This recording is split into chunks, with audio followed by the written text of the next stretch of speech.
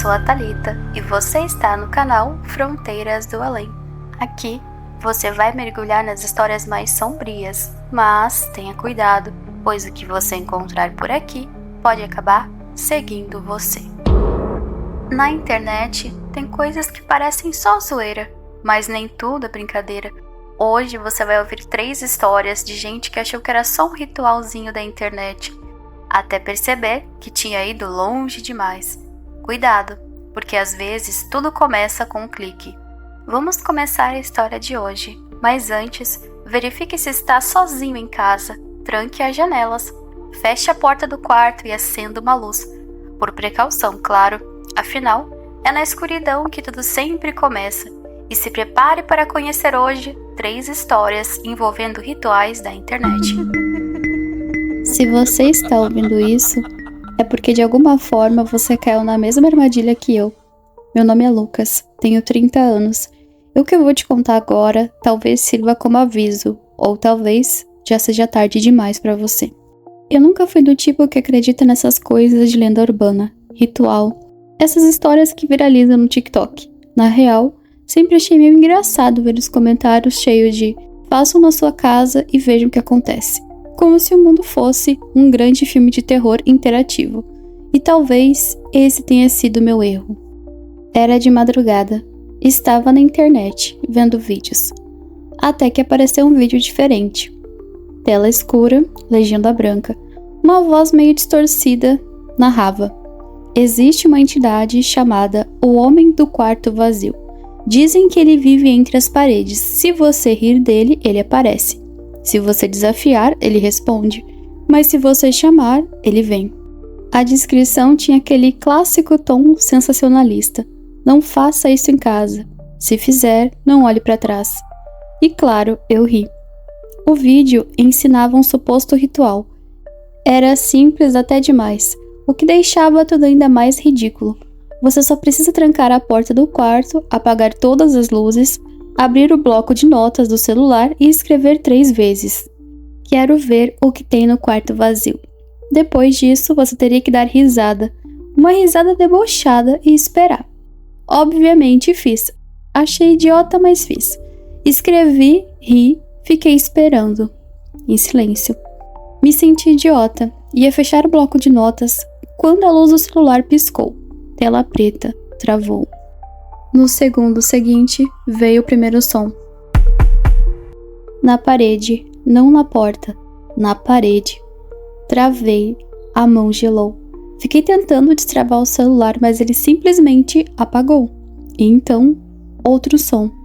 Algo como uma respiração, alta, pesada, atrás de mim. Só que não tinha ninguém, eu estava sozinho em casa. O cheiro mudou. Um cheiro estranho. Uma mistura de mofo com ferro, algo que só depois eu entendi que era cheiro de coisa morta. Eu estava começando a me desesperar quando ouvi uma voz sussurrando no meu ouvido. Clara, precisa e real. Agora, olha. E eu olhei. Na parede, antes que era lisa, tinha uma fenda, como uma rachadura que se mexia, pulsava, e de dentro tinha um olho enorme, sem pálpebra, vermelho fixo em mim. Paralisado, eu tentava gritar, mas nada saía. As mãos tremiam, o coração parecia que ia rasgar o peito. A voz voltou e disse: você quis ver, agora vê. O chão começou a ranger, a parede se abriu, literalmente, como se fosse uma porta invisível que girava para dentro de algum lugar que não deveria existir. Dava para ver lá dentro, só que não fazia sentido, era um espaço preto, um quarto vazio. Mas ao mesmo tempo não estava vazio. Tinha algo lá, algo que se arrastava, que respirava e que me olhava. E então, uma mão saiu, longa, fina, dedo demais para ser de uma pessoa humana. Ela tocou o chão do meu quarto.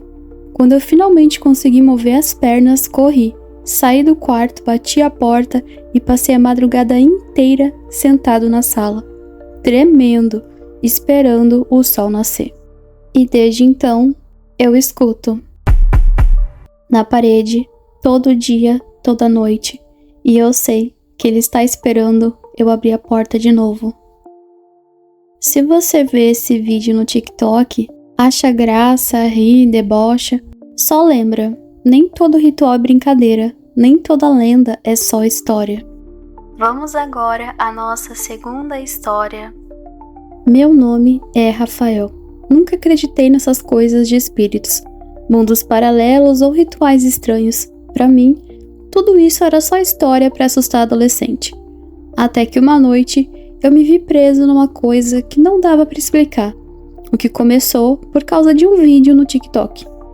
Eu estava rolando o feed, meio entediado, quando caiu no meu olho um vídeo que falava de uma lenda urbana sobre o outro eu. Dizem que se você olhar no espelho às 3 da manhã, no escuro, segurando uma vela e dizendo: "Espelho, espelho, me mostre minha outra versão", uma outra versão sua de uma dimensão paralela aparece e que essa versão pode conversar com você, trocar informações e até te enganar. Eu achei engraçado. Decidi fazer de zoeira mesmo, porque quem é que vai acreditar nisso, né? Apaguei as luzes do meu quarto, fechei a porta, deixei só a janela aberta para um pouco de luz da rua entrar. Peguei uma vela, acendi e me sentei em frente ao espelho antigo que estava na parede. A vela tremia na minha mão e minha respiração parecia mais alta do que o normal no silêncio do quarto. Olhei no espelho e disse meio debochando, né? "Espelho, espelho, me mostre minha outra versão." Por alguns segundos, só vi o meu reflexo normal. Mas aí então percebi algo estranho. Meu reflexo piscou diferente, como se tivesse meio atrasado, ou até se movendo por conta própria. Uma sensação estranha tomou conta de mim, como se eu não estivesse mais sozinho. Quando olhei melhor, vi no fundo do espelho uma sombra atrás do meu reflexo. Algo que não deveria estar ali. Pisquei e sumiu. Meu coração acelerou. Tentei rir, mas a voz falhou. Queria apagar a vela, correr dali, mas meus olhos não desgrudavam do espelho. Foi aí que a coisa piorou. Meu reflexo começou a se distorcer, mudando o jeito que eu piscava. O olhar ficava vazio, como se aquela outra versão estivesse tentando me enganar, tentando me puxar para dentro do espelho. A sombra no fundo começou a ganhar forma, ficando mais nítida, mais real. Eu senti um arrepio tão forte que meus dedos ficaram gelados.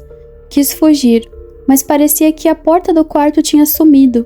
A vela tremia cada vez mais, a luz ficando fraca, o quarto mergulhando numa escuridão que parecia viva, como se respirasse. E por fim, meu reflexo sorriu, e não era um sorriso meu. Eu sabia que se eu piscasse, se eu desviasse o olhar, talvez essa outra versão tentasse me substituir. Eu não sei quanto tempo fiquei ali paralisado, até que a vela se apagou sozinha. O quarto ficou completamente escuro e aquele silêncio mortal. Foi então que ouvi uma voz quase que sussurrada: "Agora você sabe que eu estou aqui." Depois daquela noite, comecei a ter medo de espelhos, não só o meu reflexo normal. Às vezes, vejo um olhar estranho, um movimento que não é meu. Hoje, não tenho mais espelhos em casa. Tirei todos, porque encarar esse outro eu assusta demais.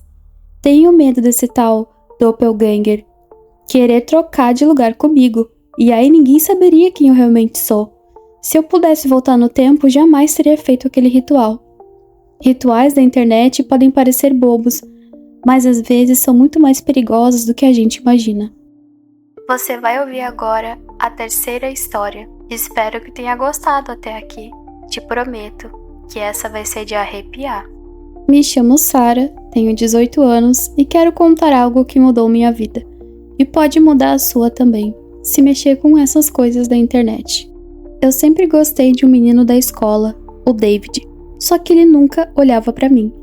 Daí eu achei um ritual na internet que dizia que dava pra invocar uma demônia sexual pra fazer o cara sonhar com você todas as noites.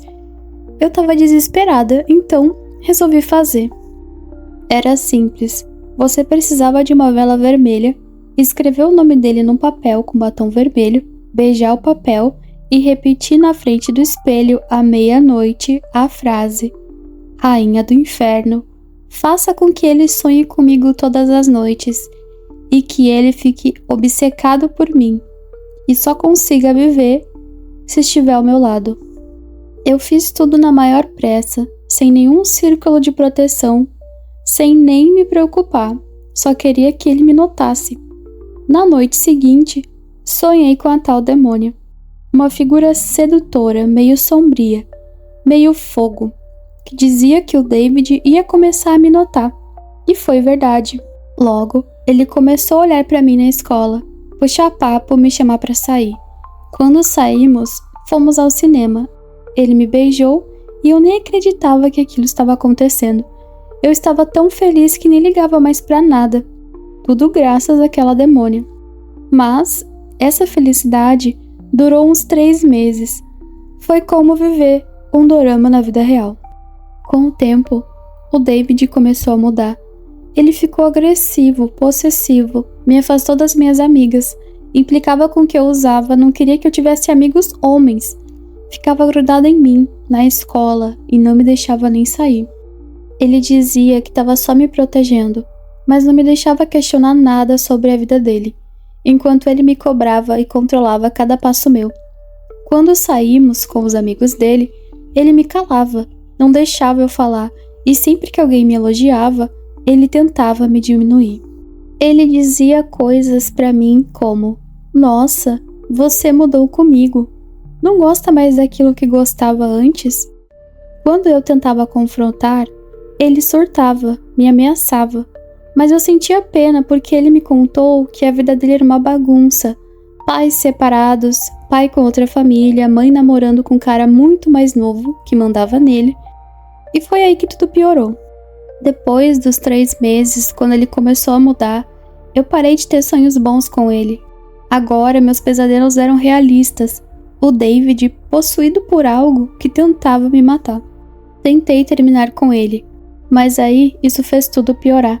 Ele surtou comigo, me empurrou contra a parede perto da escola. Sorte que alguém estava passando e daí intimidou ele. Me senti em choque na hora, em pensar que eu desejava tanto ele e agora ele se transformou nisso. Após esse ocorrido, fui para minha casa e me acabei de chorar. Contei aos meus pais, que imediatamente foram comigo na escola resolver as coisas para que eu fosse transferida para outra escola.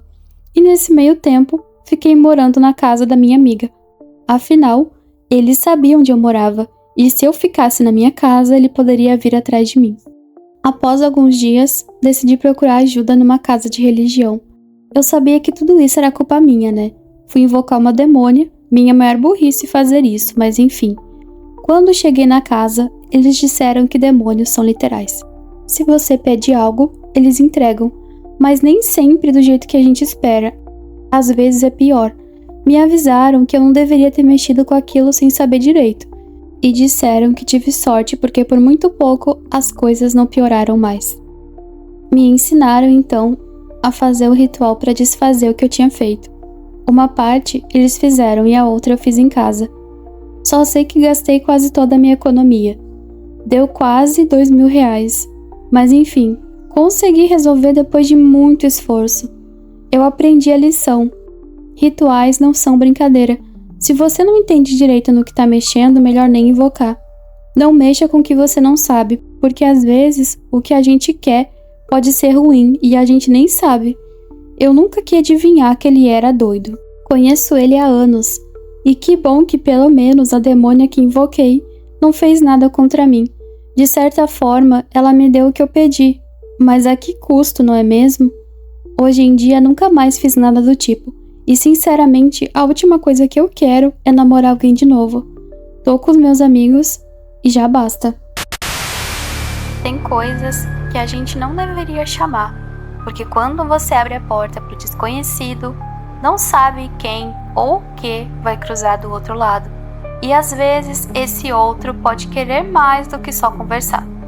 Se você chegou até aqui, não esquece de deixar o seu like, comentar e compartilhar com os amigos. E lembre-se, saber da existência do oculto pode te proteger, mas também te torna visível para eles. E eles estão sempre observando e esperando o momento certo.